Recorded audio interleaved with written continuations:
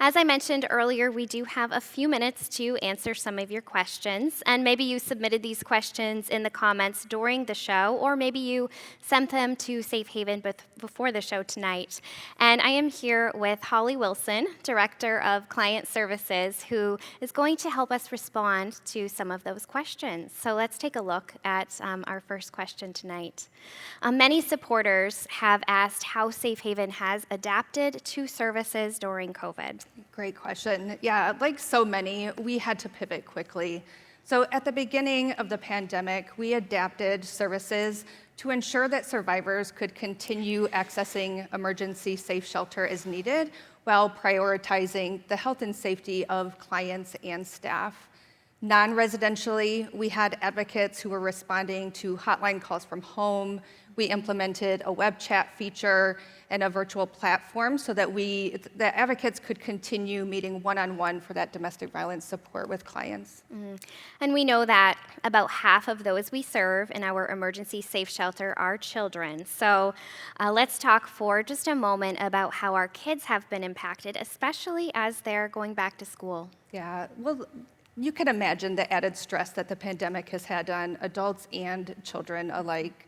So at the beginning, it was just really important that we provided the support and activities for kiddos to be able to play more independently and in small sibling groups, which was a critical piece of that social distancing. And now that schools are back in session, the schools have been great about meeting the technology needs of students. And so we've just been really proud that Safe Haven has been able to focus on meeting the basic needs of survivors.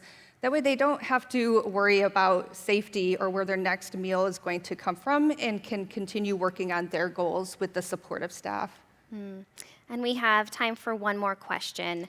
Did we see an increase in requests for services as the pandemic began? Great question. At the onset of the pandemic, we did not see an increase in domestic violence survivors reaching out for support. So many of the systems just were not operating normally, and it created a lot of uncertainty and fear and particular challenges for survivors to reach out for the support they needed safely. That's changed, however.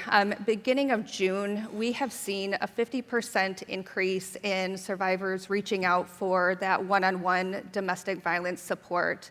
As well, we've seen about a 30% increase in requests for shelter support. And we know that research demonstrates that there are typically increases in requests for service after a natural disaster, or in this case, pandemic. And as you mentioned, we've already started seeing some of those increases at Safe Haven over the past few months. So your support is needed now more than ever to help us continue providing best practices and services for those who are experiencing domestic violence right here in our community. So thank you, Holly, for being with us for a few minutes to respond to some of those questions. And thank you to those of you who provided questions. And if we didn't have a chance to respond to your question this evening, please continue watching our communications over the next month as we enter Domestic Violence Awareness Month. We will continue responding to those.